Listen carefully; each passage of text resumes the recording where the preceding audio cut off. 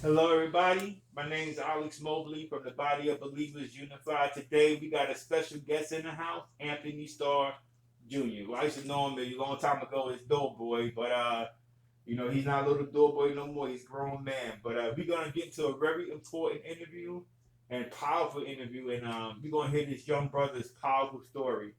So, Doughboy, go ahead and take it away. Tell us about yourself. I got a lot to tell, but I'm gonna start. I'm gonna take you a little far back. I didn't bring my own, but I want to give you that. Okay. Thank you. A quarter. What's this? What? Now, I know this means something. I know you. So what's the underlying meaning of this? Well, that quarters was the start of the downhill episode of my life, basically. When I was 5 years old, I swallowed a quarter. Now, normally you swallow a quarter, it might pass through, and you just wait to go to the bathroom. That didn't happen with me. It got stuck in my windpipe. So we went to the neighbor's house. Because the phone wasn't working, we went to the neighbor's house. And we called that. They called 911, told them what happened. Ambulance showed up.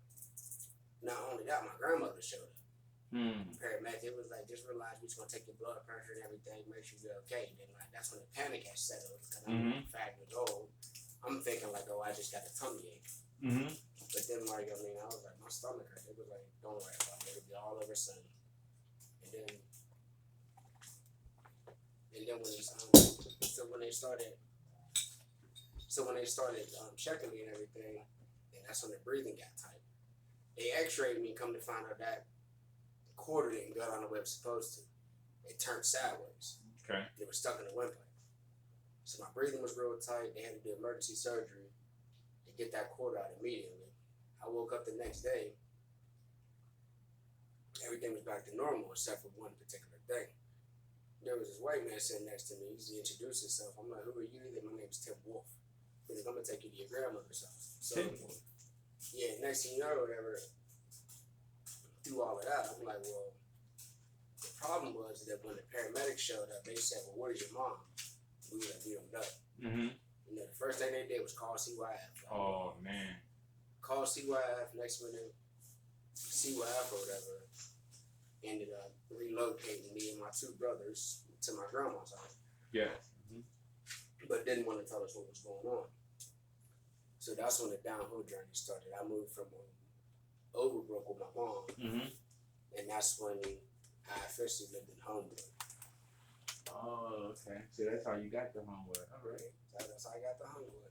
So I don't got to ask the first question. Now you answered that already. Yeah. So you ready, or that's what you got? You got? Okay. Let's go. So as a child, what were some of your dreams and aspirations? Well, some of my dreams, like as a child, I really didn't focus on dreams. I just was focused on having fun and doing whatever I could do. And some of my I knew one day that I wanted to be in charge because those little moments that I had. When I was in charge and everybody paid attention to me, those were the times that I felt powerful, I guess you could say. So you like being in leadership position, making things happen and stuff. Yeah, basically, you know what I'm saying. Or I like to be the one that had I like to be the one that had a solution to a problem or anything that could be helpful. I knew I wanted to help people. I just like doing it. It could be the smallest thing. Somebody can say, "Oh, I'm hot." I'll be like, "Here goes some water." Just something simple as that. Oh, okay. I just wanted to help people, regardless of how I did it. So I lived in Homewood for almost 10 years, and I know when I lived there, I seen an incredible amount of drug activity around the neighborhood. It was like an open market in that time. I can't remember the exact, but it was 2000, 2005, somewhere around there was that time area. So how did growing up in that neighborhood with all them drugs and flowing around and all that crime, how did that affect your childhood? It affected my childhood a whole lot, because due to the fact that I really couldn't, I was kind of trapped in the house because of that. My grandmother, we lived on Ray Street when I first moved to Homewood. I wasn't allowed to leave off that part of Race. I wasn't allowed to go outside after a certain time. Even if I did, my grandmother, if she did, she would come out, walk the block, see where I was at, see what I was doing, because there was a lot of kids there, but there was also a lot of adults there. Some of those doing the right thing, some of those doing the wrong thing. I mean, so like, I mean, it affected it a whole lot because, like, I mean, with all that stuff that was going on around us, my grandma tried to keep me away from it. Mm-hmm. I mean, so like, as far as it affected my childhood, I mean, it had some good impact. It had some bad impact on it, but I mean, other than that, I mean, it didn't affect me too much until I got older. Mm-hmm. I met your grandma. You know, I had the blessing of being able to meet her and stuff. So, what was like your fondest memories of your grandma? My fondest memories of my grandma is, like, believe it or not, though, I mean, after a while being trapped in the house, I kind of got used to it. I mean, so like the little moments that me and my grandma did have, I mean, we had some good times, we had some rough times, had some bad times, but my grandma was like, out of all the stuff she put me through, the one memory that's always going to stick with me is that no matter who else was around me, my grandma never gave up on me. Mm-hmm. Everybody else would be like, oh, he's just going to do this, he's just going to do that, but she was like, no, I'm his rock and I'm sticking next to him. That's one thing. She never left my side, no matter what I did. You're exactly right. Your grandma, me and your grandmother had many conversations about you, though. But your grandmother truly loved you, and she really believed in you. Yeah. She did. That's why I think she was so hard on you. Yeah, I think she was just trying to protect you because she saw something in you that you was gonna become something in life. You know what I'm saying? I think she really believed that more so with you than anybody probably else in it, because she always took time to speak about you or tell me about you, what you was doing, and she always had positive things or hopes for you and stuff like that. So, you know, growing up in that neighborhood, what were some of the challenges you faced in your childhood and as a teen? You know, just growing up in Homewood, in your situation, the way it unfolded. In Homewood, like, I mean, growing up in Homewood, it was like a scale that was never balanced, basically. Because in Homewood, my grandma was hard on me, like you said. Mm-hmm. My grandma is a professional person. She will professionally harp on you, and she will make you feel every ounce of whatever bad deed that you did. Yes, it could be the smallest thing, and then she made sure that you felt so guilty about it that you was going to think about it twice. So it was kind of like an unbalanced scale, because on this hand, my grandma's pushing me as hard as she could to do the right thing. Mm-hmm. But I also had other people around me trying to influence me to do wrong stuff, you know what I'm saying? And just like, man, forget all of that, man. Just do this or just do that. You know what I'm saying? Even though it was wrong, I kept thinking about her little voice, like, man, what was she going to say if she found out I do this? Because my grandma is super old school. Mm-hmm. It's to the point where I would do something and get away with it. All me and my friends just cracking up and everything. I remember one time we was in the alleyway in Homewood,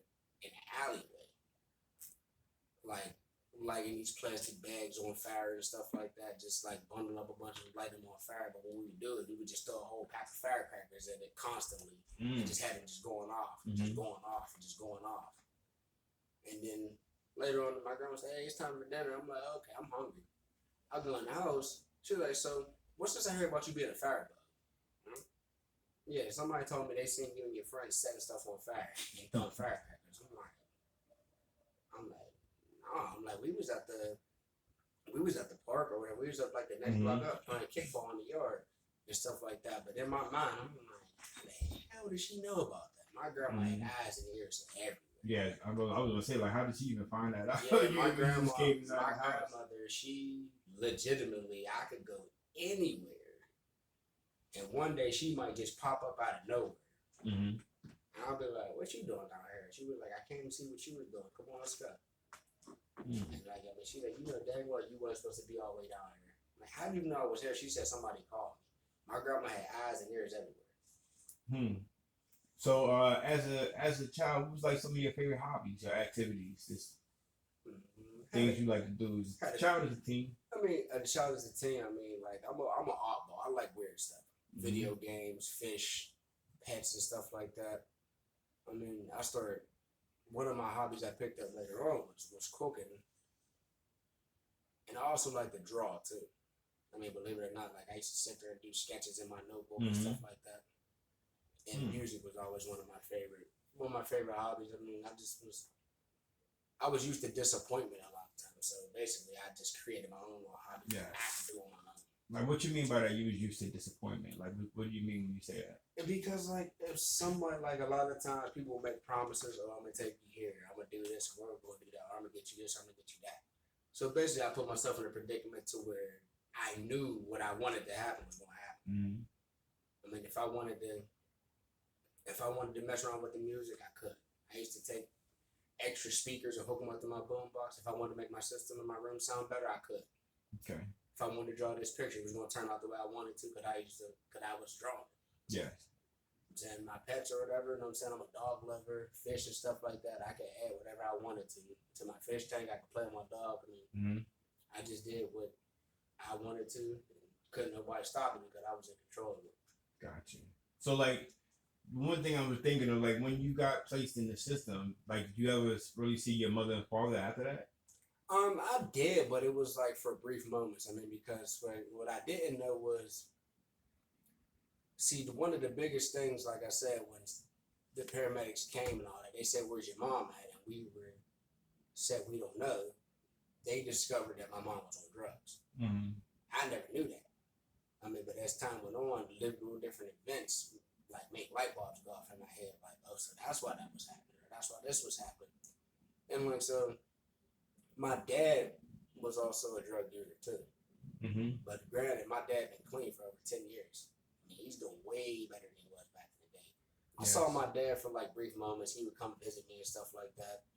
My mom, I seen her every now and then, but by the courts, I really wasn't allowed to see my mom. But then when I got older, we was having family court sessions and everything. Mm-hmm. And the family courts, we used to have weekly visits. Like every Saturday, I would go spend the whole day with my mom, and then one of the people for the agency would pick me up and take me home. I mean, I see my mom, but it's like I see my mom, but I didn't see her as much as I wanted to. It's when you get used to seeing somebody all the time, and then all of a sudden, when you get taken away from your parents and you see them, that's like Christmas. Yeah, better than Christmas. Yeah, that had to be hard to get separate from your parents like that at such a young age. Yeah, I mean, it's like having I mean, honestly, a parent's love is like warmth in the winter to me. That's like that's everything's perfect at that moment. It's like that perfect warmth. It's like you outside. I mean, it's blistering cold, and you like, man, I can't wait to go in the house. And you go in the house, and the heat's already on, and you get that perfect warmth, and you sit down and relax. That's that warmth that when you first walk in the house, that's parents' love. Yeah, it's me. So I'm gonna go into about. So what age were you when you met the group of No For That Tactics, the rap group? Me and everybody in the group and stuff. I was 16. No, 16. Maybe I think about 16, 15 or 16, one of the two. So you basically a mid-teenager by that time. Yeah. Like, how do you feel about life through your teenage years? Because when you're a kid, you might not understand them, but like you start hitting 11, 12, 13, 14, 15, you start understanding more.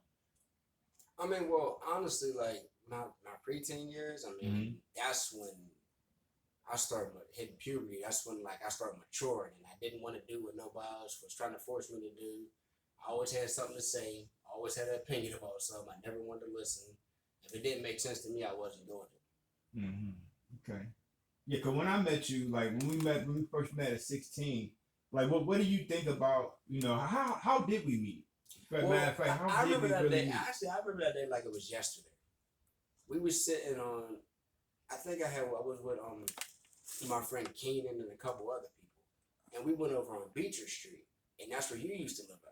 And you were talking to your neighbor that lived in front of you, and then my boy Keenan was like, hey, if you know anybody that does music, let me know. I'm a CEO. I got my own label. I'm not big or nothing like that, but I'm trying to get there. I was like, okay, I'll say something. My boy Keenan was like, hey, Anthony, why you say I'll see if I know somebody, like you ain't a rapper. I was like, what you talking about? He's like, you know what I'm talking about. He said, man, he recorded tracks before. He's good. So since you asked me to spit something for you, I was a little bit nervous. I stumbled a little bit, but then you was like, listen, let me show you something. You spit for me real quick, and then I got CDs at my house. He was like, well, why don't you just go get them for me? But you told me to leave them on your porch. Left them on your porch. I didn't see you for a minute. Then one day I was bored walking up to my boy Keenan's house. I heard the music coming from your house. That's when I went and knocked on the door. Next That's minute, crazy. whatever, being as though you're on point with everything. I said my name. You like, wait, who's Anthony? I'm like, it's Anthony, man. Open the door. When I said that, you was like, oh, it's you. Doughboy. I was like, yeah, I never heard your name was Anthony. I was like, that's my real name. I was like, you had me grab doozy and everything. Somebody banging on my door. I was like, I didn't mean to knock like I was a cop, man, but y'all had the music on. And when I seen the system that you had these 2 4-foot tall speakers with the surround sound and everything. I'm like, that's why they couldn't hear me. Yes. He was like, so the crazy part about it is, like, I mean, I don't know what it was. I felt confident that day. I spent like 16 bars for you. Then out of nowhere, you said, hey, you said, UT, come here. And that's when the 4 other people came outside. I'm like, wait, my body, this initiation or something? What's going on? Who was there? It was, I think it was you, PR, Hooch. It was you, PR, Hooch, and I forget who else was there. But there was a couple different people there because I forget their name. There was these 2 white boys there. I forget their names though. I'm not even going to. I know you're talking about. I can't remember it. I'm bad with names. One or whatever. He I think Jay Loops, I think his name was. No, not him. That was before him. That was before Jay Loops. I think there was one guy that was there. Mikey? I'm not sure, but could be a guy from my job. But he had like a guitar. He did like country music or something like that too. Okay. And you said that, believe it or not, if you mix a country tune with a hip hop beat, it'll sound like Southern country rap, if that makes sense. We could put our lyrics together, but it'll still have that country tune that they're used to listening to. I was like, oh, okay. So he was like, now say what you just said. I was like, what? You like them 16 bars you just spit? And I spit, and it was like, oh, okay. It was like, yeah, he got a nice little rhythm to him. And it was like, then the rest was history. Like, I mean, I don't know what it is. I remember, like, I used to just enjoy, like, we used to go through hours of cutting flyers, labeling your CDs with the phone number and all of that stuff. We used to have to write the phone number, the name, and all that on the CD. And we used to just pass them out. Yes. And I was like, he's like, well, you got a card? He was like, open the CD. It was on the CD. You couldn't lose it. It was on the CD. You couldn't lose it. So I mean, you lost it. You must not like the music or something. Yeah, definitely just making it happen. Cause Blanche still has the CD of mine. She's gonna mail it to me. Blanche is like 73 now. Yeah, man. And she's gonna mail me the CD for us to have. Next time you talk to her, tell her I need some of that sugar-free peach cobbler that she made. Yeah, I still talk to her all the time. She's doing real good. She asks about you. I tell her about you all the time. So whenever this COVID stuff is over, you know, she come through. I definitely is gonna be. My parents are coming here in June too. My mom, dad, sister, and stuff. So I definitely let you know when they're here. I mean, especially when you was talking about memories, I want to touch on this. One of the funniest memories I ever had with you was like the first week or 2 we was in that house. Well, you were in that house. I mean, so next minute, I think Blanche and them had came over. I didn't even know that you even knew them. And they just said, hey, can you come help us carry this? We carried a cooler in and everything. And then I went outside. I mean, that was when I was a minor, so I used to sneak and smoke cigarettes. I went outside to go smoke a cigarette. And right as I went to go throw that, right as I went to go hit that cigarette, I just heard boom. And you came running out the house with a cookie in your mouth. And then, like, meanwhile, that boom scared me. I thought I got caught. I threw the cigarette and everything. And you just was laughing. I was like, and then Blanche came outside, like, you better not come back in this kitchen again. We're going to get you. And I'm come to find out, you said that she had grew her own fruit, veggies, and all of that. She made an organic peach cobbler with her own flour and everything. And your goofy butt snuck a piece of it. And they caught you, but for some reason, you managed to grab a cookie too and run out the door. And I'm like, man, I was like, it's safe for me to come in here? I was like, cause I didn't do nothing. That's one of the funniest moments. I'm like, man, Alex, no offense, man, but you move pretty fast for a big guy. You said you'll be surprised how fast you could move when you need to move. I was like, man, this is crazy. All right, we're gonna take this intermission for a second, and we're gonna be right back.